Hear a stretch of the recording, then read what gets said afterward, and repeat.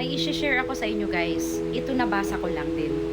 Mas nakakatakot pala ang taong laging tinutulungan ka at laging nandyan para sa'yo.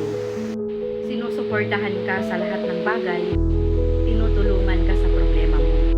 At syempre, binibigay niya lahat ng suportang pinansyal. Dahil ang taong yan, hindi na lang magsasalita kung gusto na niyang umalis.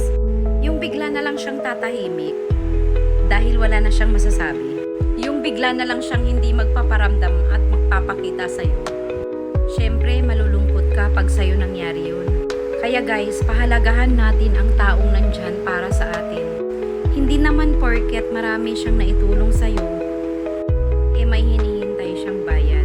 Pwedeng simpleng kamusta lang, ayos na yun eh. Pwedeng isang minutong tawag lang, ayos na yun eh.